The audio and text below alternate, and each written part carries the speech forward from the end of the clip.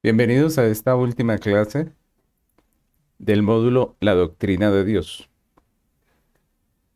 Comencemos con este texto que está en Nehemías capítulo 9 versículo 6 que dice: Tú solo eres Jehová, tú hiciste los cielos y los cielos de los cielos con todo su ejército, la tierra y todo lo que está en ella, los mares y todo lo que hay en ellos, y tú vivificas todas estas cosas y los ejércitos de los cielos te adoran.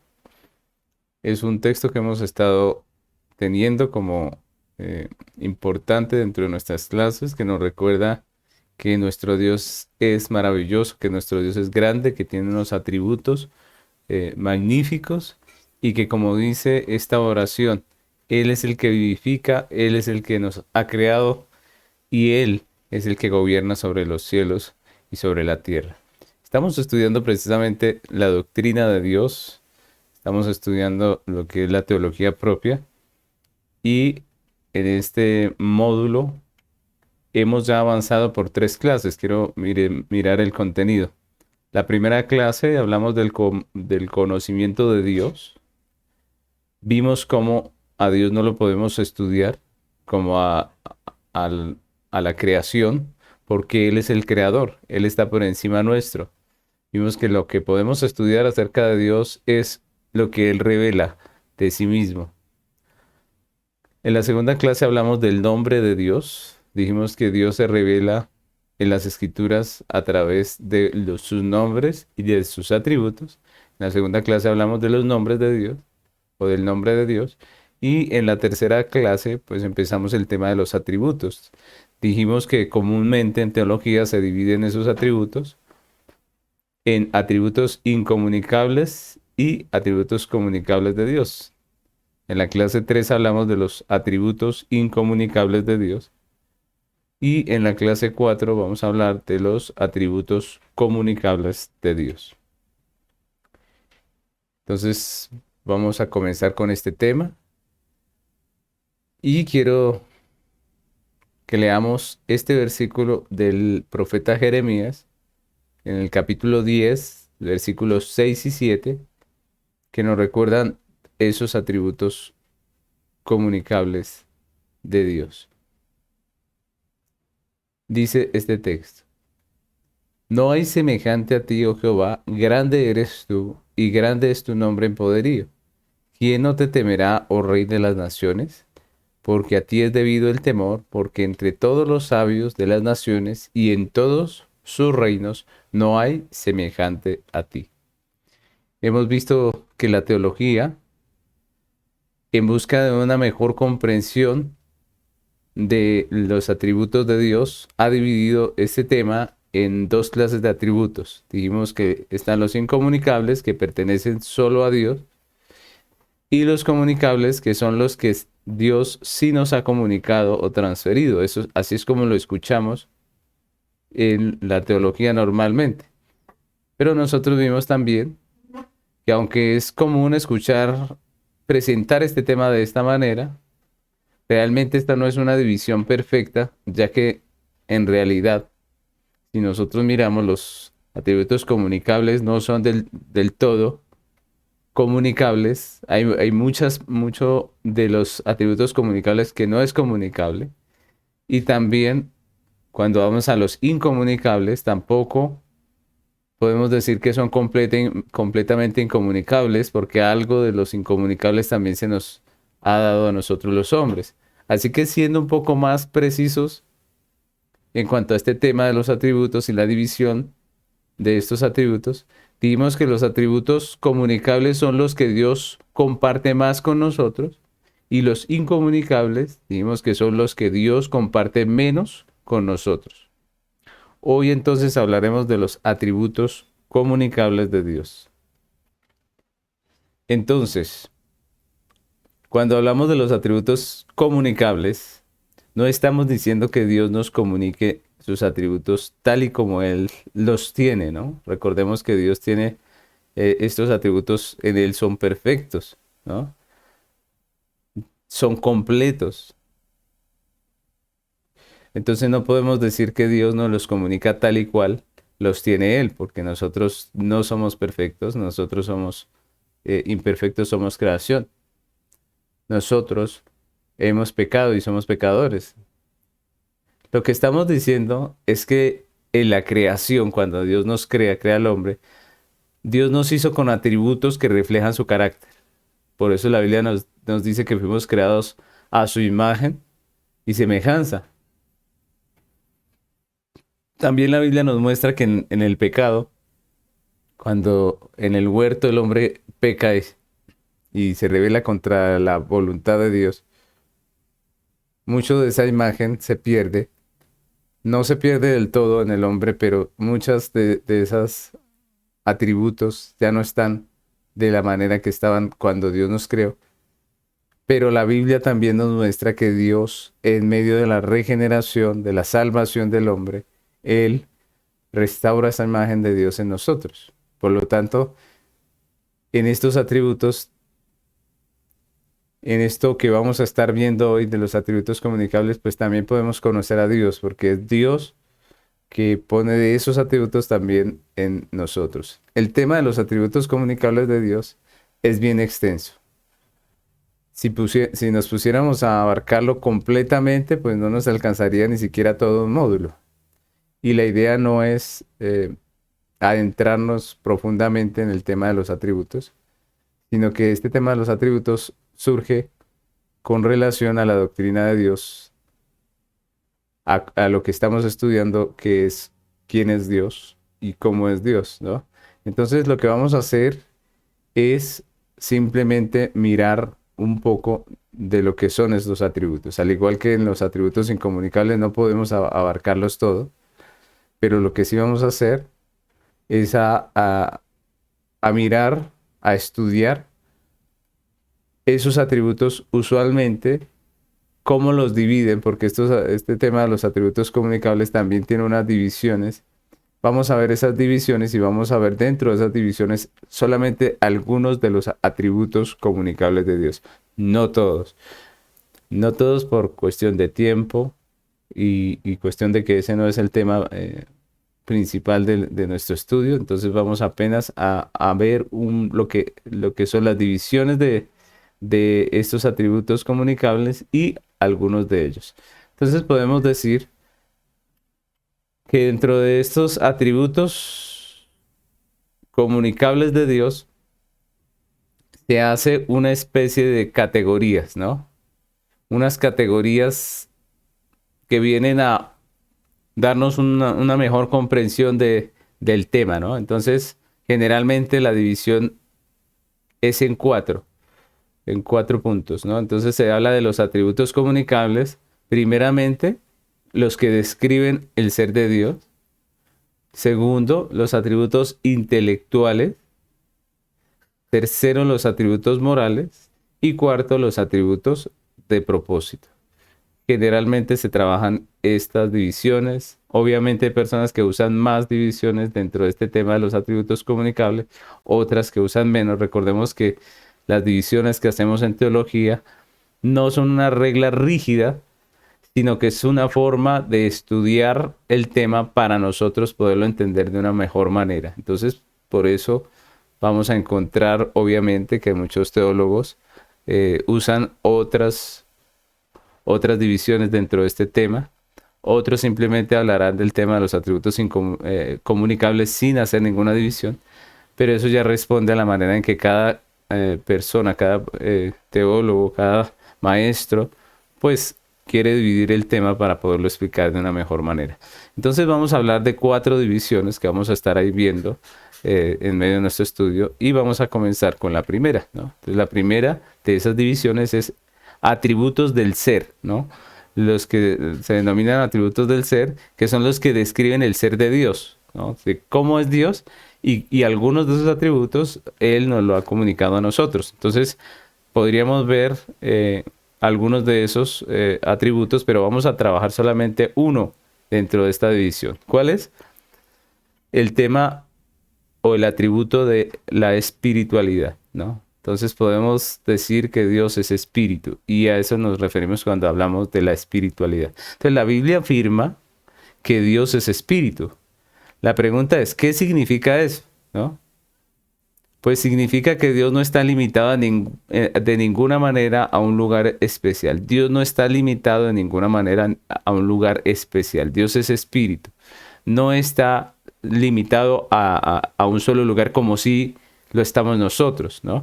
Nosotros estamos en un lugar y ese es nuestro lugar. Ahí estamos. Y no podemos decir que estamos en otro lugar porque ahí estamos limitados a ese espacio. Sin embargo, en Dios no ocurre así. Dios es espíritu. Y si recordamos el texto de Juan capítulo 4, versículo 20 al 22, recordemos que es cuando Jesús habla con la mujer samaritana y la mujer samaritana le pregunta, dice ahí en Juan capítulo 4, versículo 20, nuestros padres adoraron en este monte y vosotros decís que en Jerusalén es el lugar donde se debe adorar. Jesús le dijo, mujer, créeme que la hora viene cuando ni en este monte ni en Jerusalén adoraréis al Padre. Vosotros adoráis lo que no sabéis, nosotros adoramos lo que sabemos, porque la salvación viene de los judíos.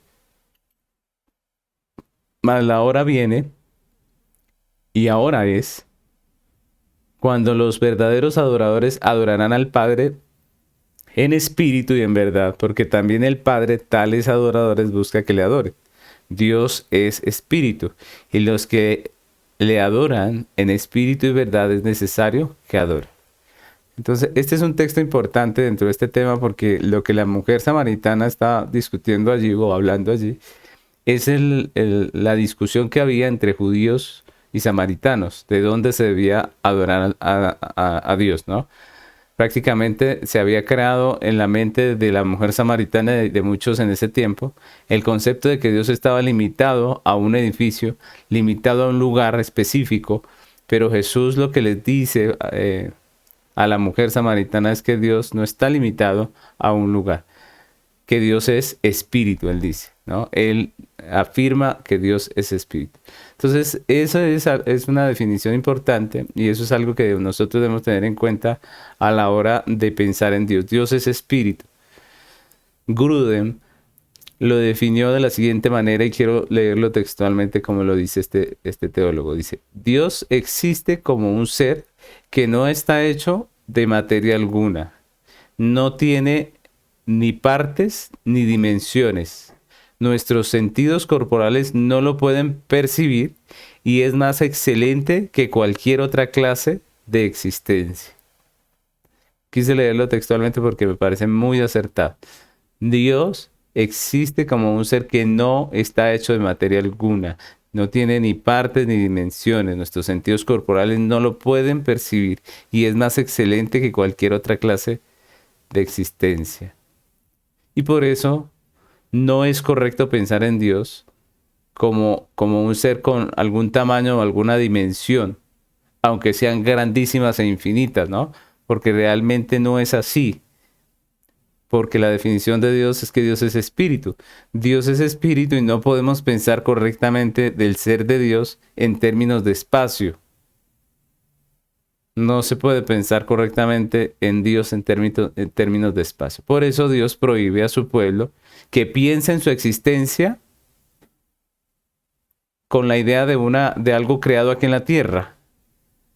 Que piense que su existencia misma es similar a alguna otra cosa que se creó aquí en la tierra, o que nosotros vemos en la creación o de pronto en el cielo.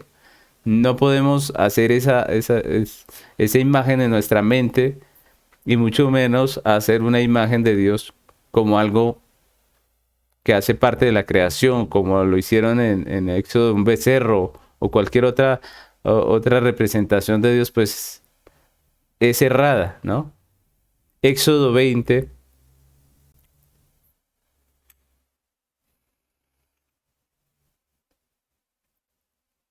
Éxodo 20, quiero leerles este texto aunque no está en mi...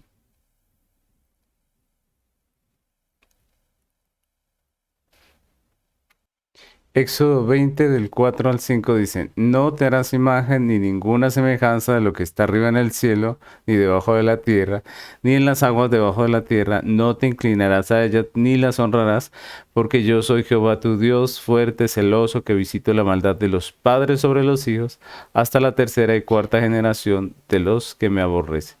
Entonces podemos, recordando este texto que es parte de los mandamientos, podemos ver cómo Dios es celoso y dice que no se puede hacer ninguna imagen el hombre de Dios, porque Dios no es semejante a ningún ser creado. El ser de Dios es diferente a todo lo creado y por eso no podemos representar correctamente de manera gráfica a Dios. Incluso podemos decir que el ser de Dios ni siquiera es como nuestro espíritu, por ejemplo, ¿cierto? Porque si nosotros nos vemos, nuestro espíritu es creado y en cambio, si hablamos de Dios, Dios es el creador, ¿no? Nuestro espíritu creador puede estar solamente en un lugar a la vez, pero él es el Dios que es espíritu y puede estar en todo lugar. Entonces, en nuestra enorme ignorancia respecto a todo esto, lo único que podemos decir es lo que la escritura dice. Dice, Dios es espíritu, ¿cierto? Si nosotros queremos ahondar más en el tema y queremos de pronto buscarle un poco más de explicación a esto, pues podemos caer en muchos errores. Lo que podemos decir es lo que la Biblia nos dice, Dios es espíritu, ¿cierto? Aunque no sepamos exactamente lo que signifique, solo que es una clase de existencia superior a todo lo que nosotros vemos, a todo lo que Dios ha creado. Entonces, como podemos ver, el ser de Dios es tan diferente al nuestro que alguno podría decir que ese atributo es incomunicable, ¿no? Porque si Dios es tan diferente a nosotros, pues debe ser este atributo incomunicable. Pero la Biblia también afirma que en su soberanía Dios ha hecho al hombre espiritual. Ustedes recuerden que en Génesis la Biblia dice que Dios crea al hombre del polvo de la tierra y sopla en su nariz aliento de vida y el hombre es un ser viviente, ¿cierto? Eso está en Génesis 2:7. Y lo que nos dice el texto es que Dios no solo nos hace materia, sino también nos hace espíritu. No nos hace solamente cuerpo, sino también nos hace espíritus. De tal manera que nosotros podemos adorarle en espíritu, como decía el texto de Juan, que nosotros podemos tener comunión con Dios, gracias a que Él nos ha hecho seres espirituales. Entonces, ese es el primer atributo que vamos a ver hoy. Dios es espíritu y nos ha hecho a nosotros personas espirituales. Vamos a a nuestra segunda división dentro de estos atributos comunicables, que es los atributos intelectuales. Y dentro de estos atributos intelectuales vamos a ver dos atributos. El primero de ellos es la sabiduría. Y cuando hablamos de Dios como sabio, cuando hablamos de este atributo de la sabiduría divina, estamos diciendo no solo que Dios sabe todas las cosas, sino más aún que Dios es perfectamente sabio en sus pensamientos, en sus palabras, en sus planes, en los medios que Él usa, en las acciones, de modo que Él produce los mejores resultados, ¿no? Dentro de su plan, dentro de su propósito, con sus medios, Él produce los mejores resultados. Y eso es lo que estamos diciendo cuando decimos que Dios es sabio. Nuestro Dios se da a conocer en la Biblia como un Dios sabio. Nosotros leemos en muchos textos en las Escrituras de la sabiduría de Dios como sabio. Entonces Romanos 16:27 dice, al único y sabio Dios sea gloria mediante Jesucristo para siempre. Amén. Al único y sabio Dios. Dios es conocido como el sabio Dios. La Biblia afirma de manera reiterada su sabiduría en muchos textos, pero miremos este de Job capítulo 9, versículo 4 que dice, Él es sabio de corazón, poderoso en fuerzas, ¿quién se endureció contra él y le fue bien? Esa es una pregunta importante, ¿no? ¿Quién se endureció contra él y le fue bien? Pues nadie, ¿cierto? Y el texto lo que nos dice es que Él es sabio de corazón, ¿no? La creación también nos habla de ese atributo divino, pues Dios hizo todas las cosas, todas las obras de Dios son hechas con sabiduría. De eso nos habla el salmista en el Salmo 104:24, cuando dice, cuán innumerables son tus obras, oh Jehová. Hiciste todas ellas con sabiduría. La tierra está llena de tus beneficios. De tal manera que cuando vemos la creación, vemos la sabiduría de Dios. Podemos encontrar en toda la creación la sabiduría de Dios. Vemos la creación hecha de forma armónica, perfecta, matemática, bella. Vemos una belleza maravillosa en medio de la creación y todas estas cosas nos hablan de la sabiduría de nuestro Dios.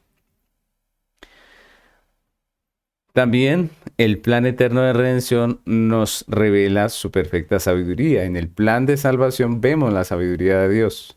Eso nos lo recuerda el apóstol Pablo en 1 Corintios capítulo 1 versículos 23 y 24, donde dice: pero nosotros predicamos a Cristo crucificado, para los judíos ciertamente tropezadero, para los gentiles locura, mas para los llamados, así judíos como griegos, Cristo poder de Dios y sabiduría de Dios. Y aquí nos habla específicamente del Evangelio. El Evangelio suena locura para el mundo, pero es sabiduría de Dios. El Evangelio es sabiduría de Dios.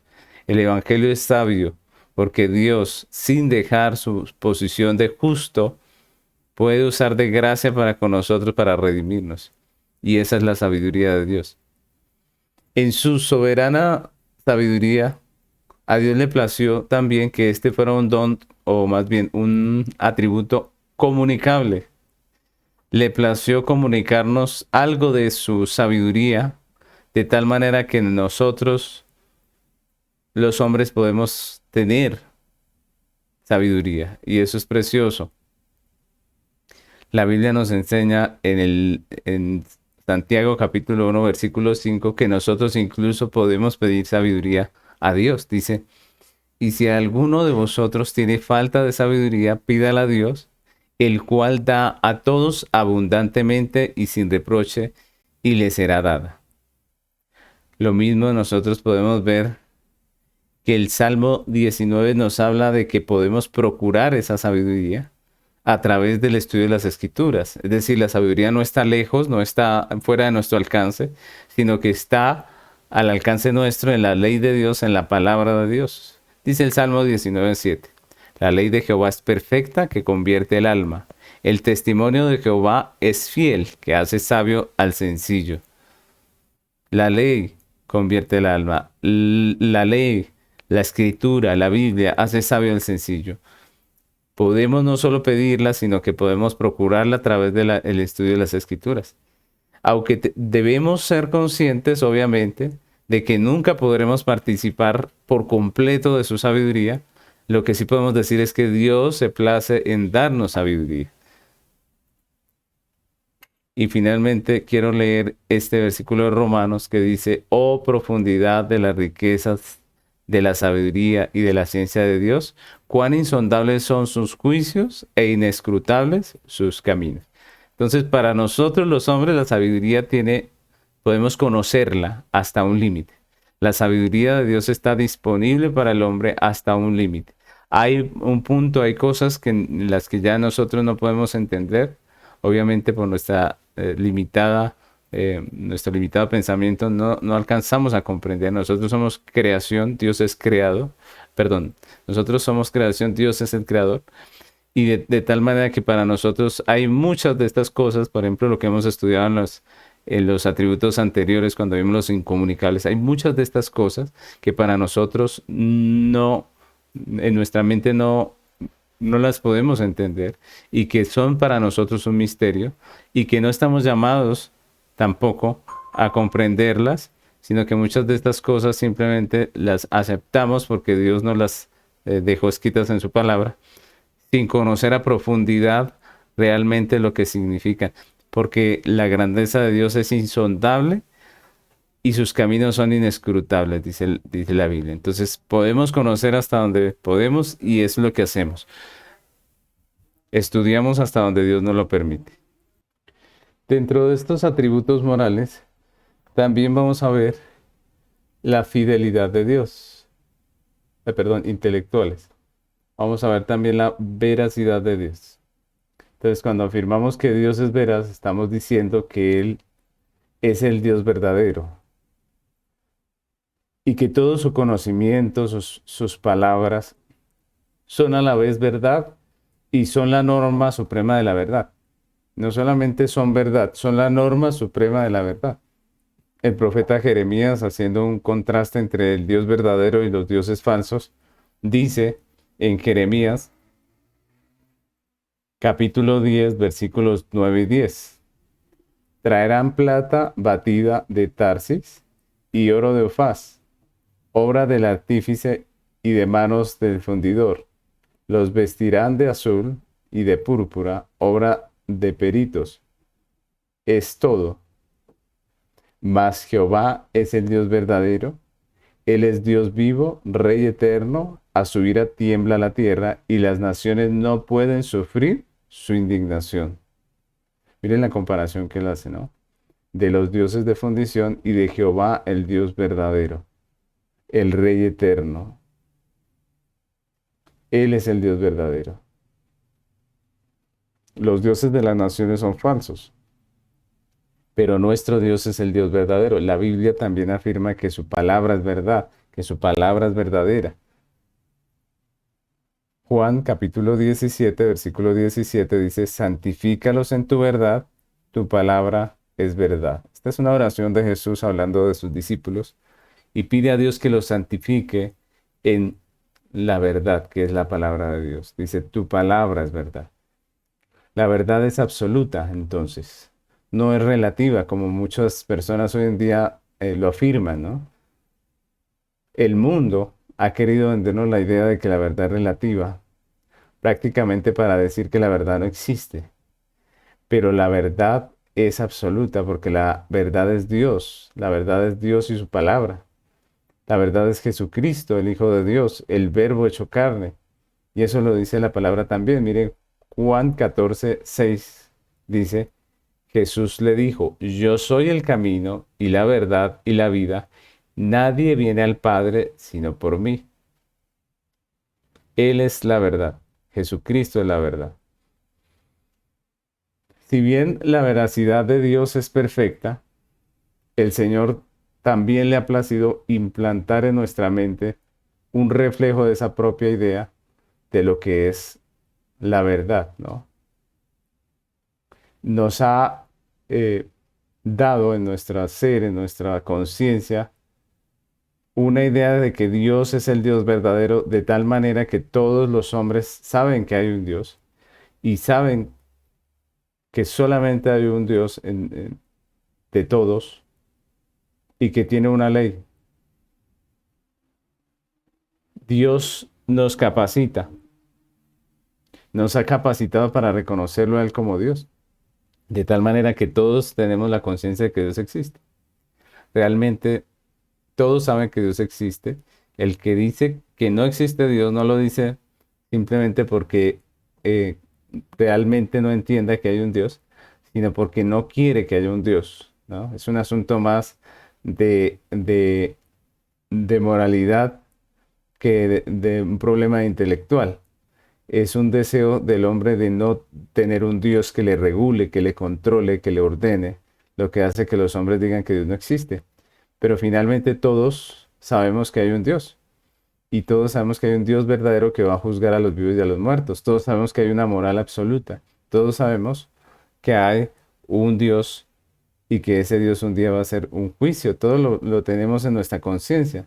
Además, Dios nos permite conocer la verdad a través de las escrituras, de la palabra, de tal forma que la norma del verdadero conocimiento es la conformidad al conocimiento de Dios.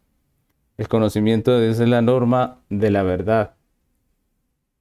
Y eso es importante porque aquí vemos cómo Dios nos comunica esa verdad. Nos la comunica por creación, pero también por revelación de su palabra. Y como hombres estamos llamados, como creyentes, a crecer en esa verdad. Esos son los dos atributos intelectuales que vamos a estar viendo en esta clase. Y quiero pasar a la tercera división de este tema, que son los atributos morales. Recordemos que cuando hablamos de moralidad, hablamos de la diferencia entre el bien y el mal. Hablamos de lo que está bien, pero cuando hablamos de moralidad dentro de la escritura, no lo vemos como el tema de moralidad que habla el mundo, sino que la regla verdadera de moralidad es Dios, ¿no? Entonces, dentro de estos atributos morales, vamos a ver tres de esos atributos. El primero de ellos es la santidad de Dios, ¿no? La santidad es el atributo que habla del carácter de Dios, sin defecto, sin pecado. Un carácter de completa bondad, justicia, misericordia, amor, pureza, perfección. Y en este sentido hay que entender y ser conscientes de que Dios es la norma de la santidad, porque no hay otro ser como Dios.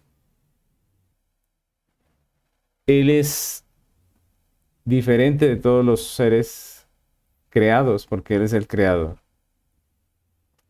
Él es infinita, independiente e inmutablemente santo. No hay otro como Él en este sentido. Y la Biblia lo afirma en Éxodo capítulo 15, versículo 11, donde dice, ¿quién como tú, oh Jehová, entre los dioses?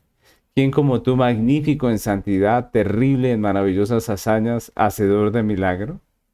¿Quién como Dios? No hay. Es una pregunta retórica, en donde la respuesta es no hay ninguno como Dios. Él es magnífico en santidad, no hay otro como Él. Obviamente son preguntas que no están exigiendo una respuesta porque la respuesta es obvia. Nadie es como Dios magnífico en santidad. Todo el que haya leído la Biblia puede ver que Dios es llamado frecuentemente el Santo. Y eso es porque en Él se halla la suma de todas las excelencias morales.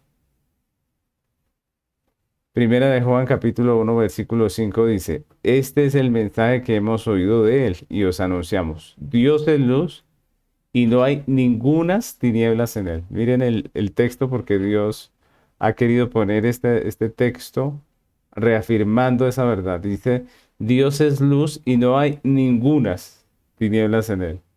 No hay tinieblas en Él. Él es perfecto. Él es luz. Él es santidad. Y lo mismo podemos encontrar en Isaías capítulo 6, versículo 3, donde se describe esa visión que tiene Isaías de Dios. Y cuando él ve a Dios, dice, dentro de lo que él describe, dice, habla de los ángeles, dice, y el uno al otro daban voces diciendo, Isaías 6:3 dice, y el uno al otro daban voces diciendo, Santo, Santo, Santo, Jehová de los ejércitos, toda la tierra está llena de su gloria. Toda la tierra está llena de su gloria. Y ese texto es precioso porque nos muestra cómo adoran los santos allí en el trono de Dios y cómo dicen santo, santo, santo. Recordemos que ese uso repetido de una palabra dentro del contexto hebreo lo que hace es resaltar una verdad. Cuando se repite la palabra varias veces, se está resaltando esa verdad. Sin embargo, la Biblia también habla de santidad en el hombre, es decir, tenemos que comprender que este también es un atributo comunicable de Dios, pero no en el sentido de la perfección moral de Dios. Nosotros somos santos, no en el sentido de la santidad de Dios, porque Dios es perfectamente santo, sino que cuando la Biblia dice que los creyentes somos santos, lo dice en relación a que hemos sido apartados por Dios para hacer de Él, ¿no? Y que Dios está haciendo una obra de santificación en nosotros. Dios nos está purificando y está haciendo su obra en nosotros. Eso es que nosotros somos santos. Algunas personas han pensado que cuando la Biblia habla de santos, refiriéndose a hombres, son personas inmaculadas. Pero resulta que todos nosotros los hombres somos pecadores. Por más cristianos que seamos, somos pecadores. No hay ninguno perfecto moralmente hablando en la práctica, porque todos somos pecadores. De lo que nos está hablando es de que Dios nos apartó para Él, que nos hizo su pueblo y que Él está haciendo una obra en nosotros de santificación. Está limpiando nuestro corazón, renovando nuestra mente, transformando nuestro ser conforme a su voluntad, conforme a lo que Él ha establecido. Y esa comprensión de lo que es la santidad en el hombre es muy importante para nosotros como creyentes. Debemos aprender que la santidad en nosotros es el obrar de Dios, es la obra que Dios está haciendo en cada uno de nosotros. Y en 1 Corintios capítulo 1, versículo 2 dice, a la iglesia de Dios que está en Corinto, a los santificados en Cristo Jesús, llamados a ser santos, con todos los que en cualquier lugar invocan el nombre de nuestro Señor Jesucristo, Señor de ellos y nuestro. Miren cómo la Biblia nos habla acerca de los santos, ¿no? Dios está haciendo una obra de santificación en todos nosotros los creyentes. Entonces podemos decir que todos nosotros, al igual que dice aquí el apóstol Pablo, pues somos santificados y somos santos, ¿cierto? Los santos de Dios, llamados a ser santos. Esa es la realidad de la iglesia. Estamos llamados a ser santos, a vivir una vida diferente en medio de este mundo de pecado. Estamos llamados a representar al Dios santo. Somos la iglesia de Cristo y por eso la Biblia nos llama a esa santificación. Un segundo atributo dentro de estos atributos morales que vamos a ver hoy es la fidelidad de Dios. Y esta palabra es muy importante. La palabra hebrea que se traduce en nuestras Biblias como fidelidad significa constancia, firmeza, fidelidad. De tal forma que lo contrario a ser fiel es siempre ser cambiante, o inconstante, o vacilante, no firme, ¿cierto? Y cuando decimos que Dios es fiel, estamos afirmando que Dios siempre es firme, que Él no es vacilante, que Él no es cambiante, sino que Dios siempre hará lo que dice y cumplirá lo que prometió. Dios siempre hará lo que dice y cumplirá lo que prometió. Dios nunca olvida, y eso no se nos puede quitar de nuestra mente, de la imagen de nuestro Dios. Dios nunca olvida, ni falta su palabra, nunca renuncia a lo que ha dicho, ni se compromete en vano. Nuestro Dios es fiel. Si Él habló algo hace miles de años, hoy sigue siendo válido. Dios no puede ser infiel y por eso la Biblia nos dice enfáticamente que nuestro Dios permanece, que nuestro Dios permanece. Si nuestro Dios fuera infiel, pues eso sería obrar en contra de su naturaleza y eso es imposible. Dios es fiel a su palabra porque su palabra es la expresión de su carácter. De tal manera que si Dios no puede ser infiel, pues su palabra tampoco. Si Dios permanece fiel, su palabra permanece fiel también. Entonces el Salmo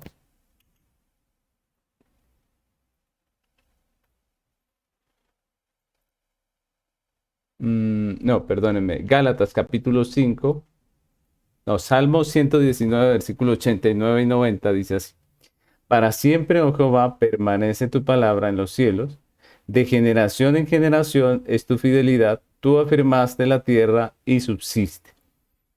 El salmista lo dice claramente. Dios permanece fiel, su palabra permanece fiel de generación en generación. Él afirma la tierra y subsiste porque Él es fiel. Dios, por su espíritu, produce en nosotros también ese fruto. Y eso es hermoso porque este atributo de Dios es comunicable.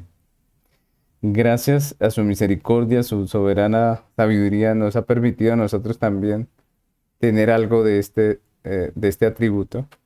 Y en Gálatas capítulo 5, versículos 22 y 23, la fidelidad hace parte del fruto del Espíritu. Del fruto, recordemos que ese fruto es el que el Espíritu Santo produce en aquellos que ha redimido en la obra de Cristo. Dice Gálatas 5, 22 y 23, mas el fruto del Espíritu es amor, gozo, paz, paciencia, bondad, benignidad, bondad, fe, mansedumbre, templanza. Contra tales cosas no hay ley. Y si nosotros miramos esa palabra fe, que es traducida en la Biblia Reina Valera como fe, en otras traducciones se puede leer como fidelidad, porque realmente el significado de esa palabra que se usa en el original tiene que ver más con la fidelidad que con la fe. La fidelidad a Dios es un fruto que produce el Espíritu Santo en nosotros, ¿no? Entonces miren cómo la fidelidad también pueda ser parte de nosotros por la obra del Espíritu Santo. Y aunque esto es así, también tenemos que decir que los creyentes aún somos pecadores y que nuestra fidelidad no es perfecta. Muchas veces somos infieles a Dios con nuestro pecado. Muchas veces somos infieles a Dios con nuestros pensamientos, con nuestras palabras. Y lo maravilloso del Evangelio es que nos enseña que está fundado sobre la fidelidad de Dios y no la nuestra. La solidez del Evangelio es porque el Evangelio está formado, está fundado sobre la fidelidad de Dios y no la del hombre.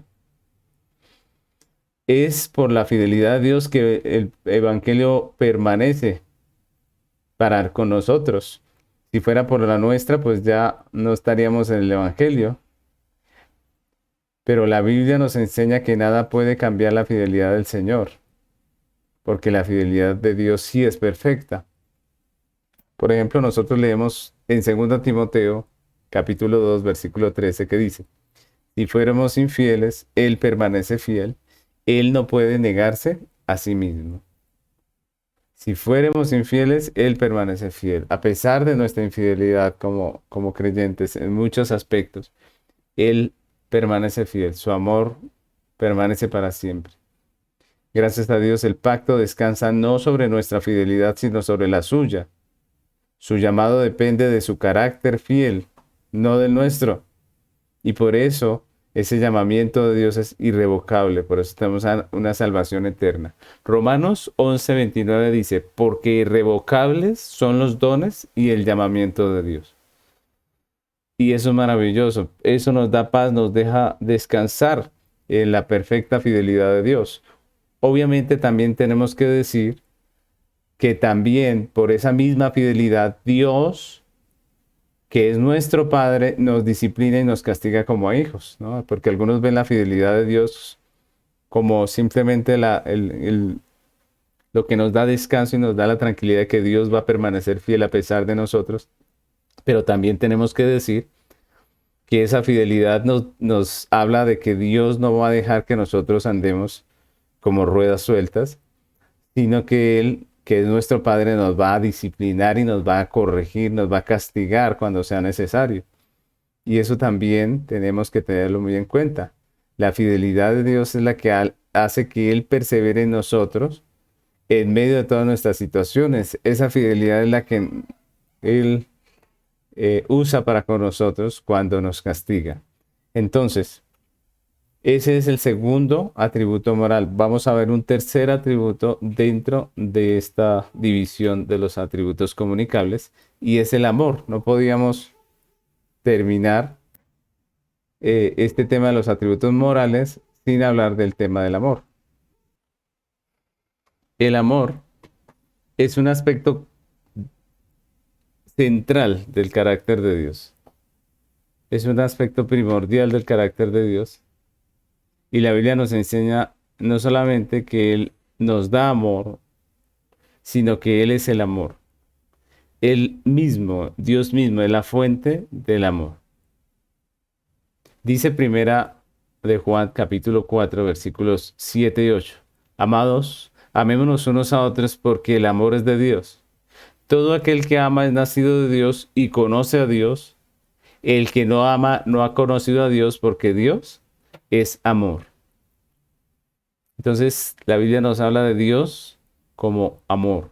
Dios es amor. Entonces, cuando pensamos en el amor de Dios, muchos automáticamente lo relacionan con un sentimiento de ternura, un sentimiento humano. Recordemos que los hombres tenemos ese problema cuando pensamos en Dios, de pensar en Él de manera humana, de pensar en Él como si Él fuera otro de nosotros. Pero resulta que Dios no es como nosotros, ¿no? Nosotros relacionamos el amor de Dios con un sentimiento de ternura, una especie de debilidad afectuosa, una cierta indulgencia cariñosa que va en contravía de la justicia, que va en contravía de su ira santa, de su justicia. Y esa manera de pensar es muy equivocada, porque eso está lejos de ser lo que la Biblia describe como amor o como el amor de Dios. La verdad es que el amor de Dios es descrito en la Biblia con unas características específicas. Y yo quiero que nosotros veamos un poco acerca de esto del amor, porque la manera en que nosotros pensamos del amor de Dios es totalmente equivocada en muchos sentidos. La Biblia dice, por ejemplo, que el amor de Dios es inerrante, que el amor de Dios es perfecto. Dice que el amor de Dios es inmutable, quiere decir que no cambia. Dice también que el amor de Dios es inherente, es decir, que pertenece a Él, que no hay nada en los objetos de su amor que pueda provocarlo. No hay nada en nosotros, en las criaturas que somos amadas, que pueda atraerlo o impulsarlo. El amor que sentimos los unos por los otros es producto de algo, pero el amor de Dios es gratuito, es espontáneo, es inmotivado.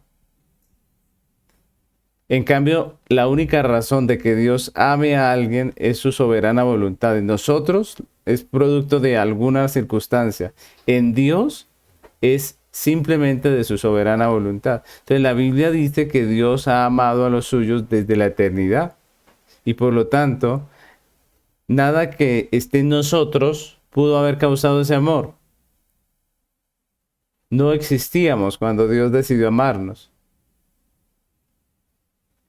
Otra cosa que la Biblia dice es que el amor de Dios es eterno. Si Dios es eterno y Dios es amor, pues su amor es eterno.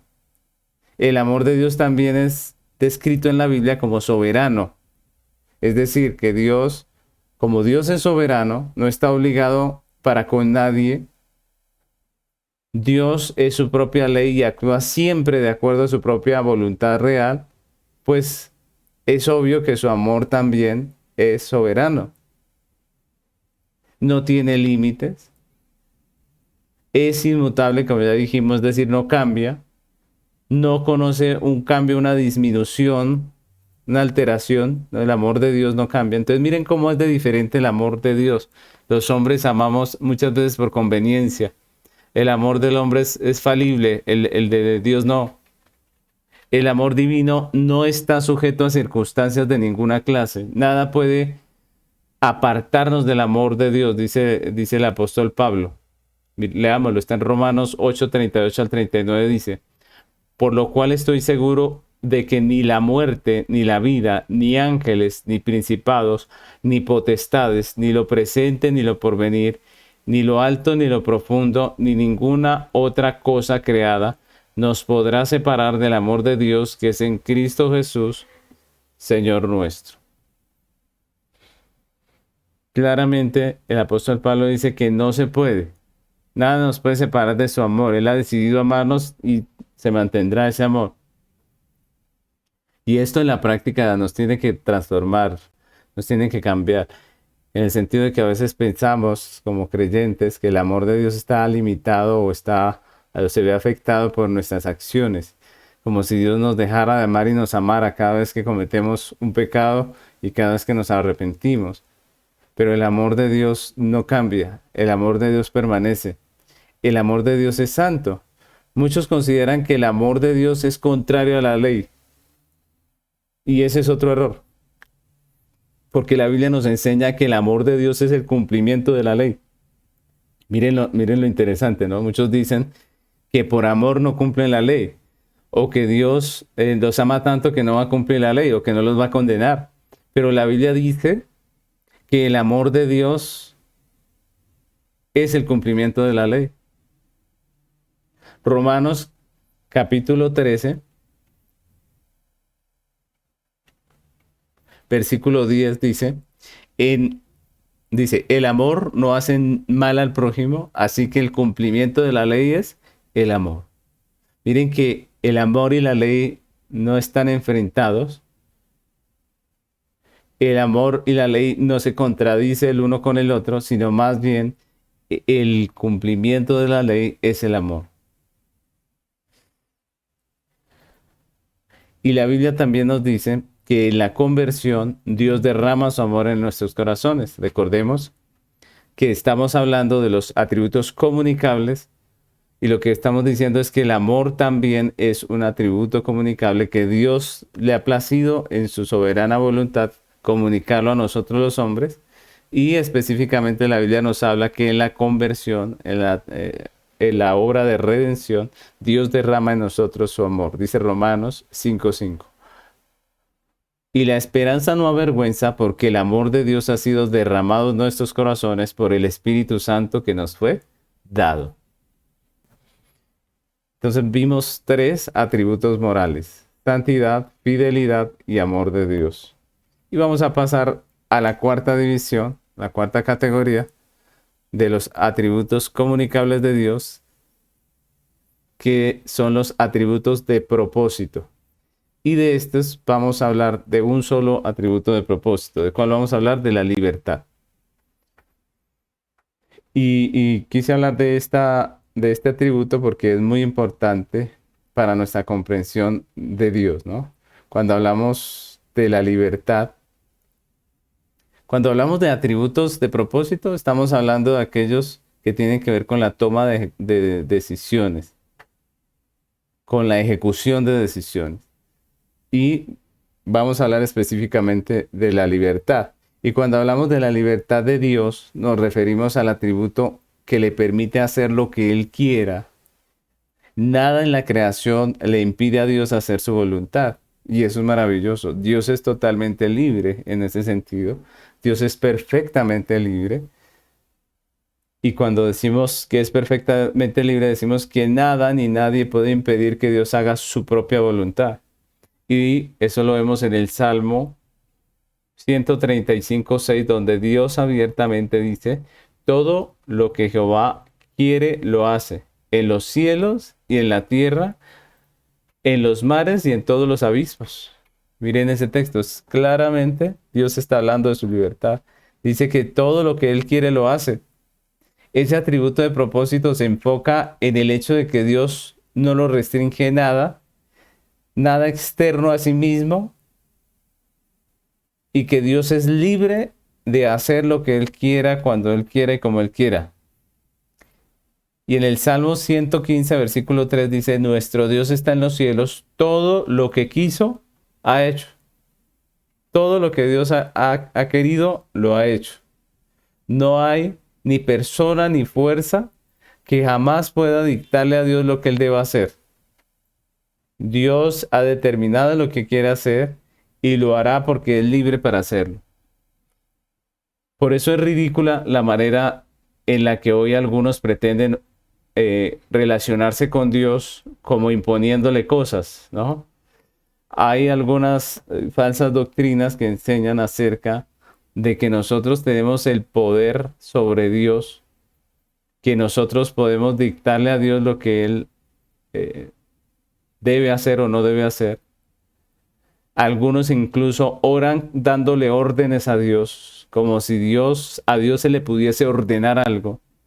Y lo que vemos es que eso es soberbia. Nosotros somos soberbios cuando pretendemos ir a Dios ordenándole algo. Si ustedes miran, la Biblia está llena de oraciones, y en las oraciones siempre lo que vemos son súplicas. Lo que vemos son personas diciendo, postrándose delante de Dios, humillándose delante de su presencia y pidiéndole con todo el corazón que Dios les ayude, que les dé, que les sustente, que les bendiga. Nunca vemos a nadie dándole órdenes a Dios, porque eso es totalmente ridículo, eso es totalmente contrario a la libertad que Dios tiene de hacer lo que Él quiere. Él no está bajo ninguna autoridad ni restricción externa.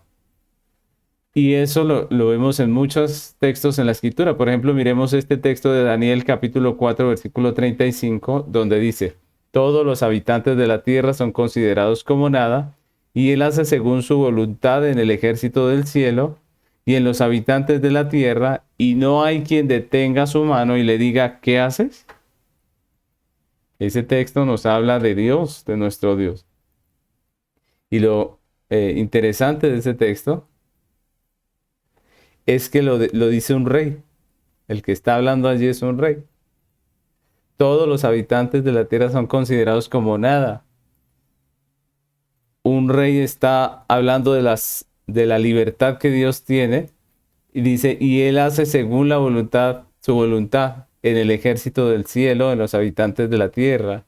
Y dice, y no hay quien detenga su mano, no hay quien pueda detener a Dios y le diga qué hacen, ni siquiera hay quien pueda cuestionarle, porque Él es Dios, como hemos visto, todopoderoso, glorioso, sabio, pero libre.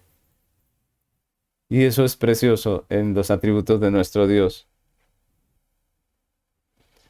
Ahora, tenemos que decir que estamos hablando de los atributos comunicables de Dios. Y en ese sentido, pues también tenemos que recordar que en su sabia voluntad a Dios le ha placido crearnos como seres libres.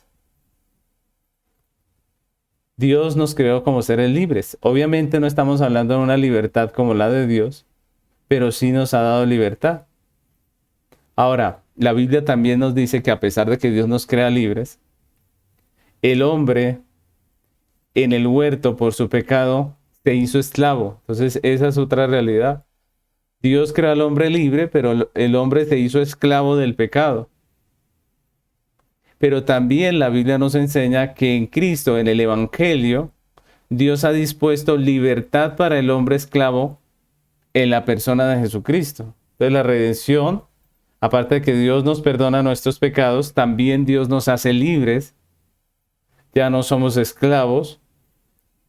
Y todo esto gracias a la obra de Cristo. Entonces aquí vemos cómo Dios nos comunica también por su redención este precioso atributo. Dice Juan capítulo 8 versículo 36. Así que si el Hijo os libertare, seréis verdaderamente libres. Si el Hijo os libertare, seréis verdaderamente libres. Es la restauración de la libertad del hombre. Obviamente, la libertad perfecta solo la tendremos cuando estemos con nuestro Dios, el final de los tiempos. Pero en Cristo tenemos libertad. Libertad para vivir conforme a lo que Dios manda. Libertad para hacer su voluntad.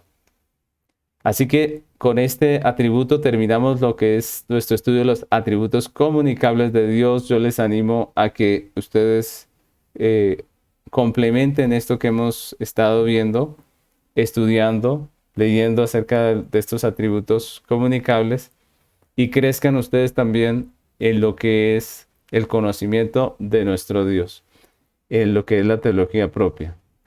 Quisiera concluir con una frase de Spurgeon relacionada con el estudio de Dios. Miren lo que este hombre dijo.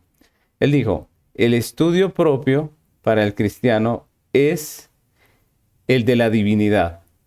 La ciencia más elevada, la especulación más sublime y la filosofía más importante en la que el Hijo de Dios puede ocupar su atención es el nombre, la naturaleza, la persona, la obra y la existencia del gran Dios al que llama Padre. Y son unas palabras muy hermosas con las que concuerdo, porque creo que el estudio más hermoso que podemos hacer nosotros los creyentes es el estudio de Dios. Les animo a que profundicen en el estudio de nuestro Dios. Con esta clase pues terminamos este módulo y si Dios lo permite nos vemos en el siguiente. Bendiciones.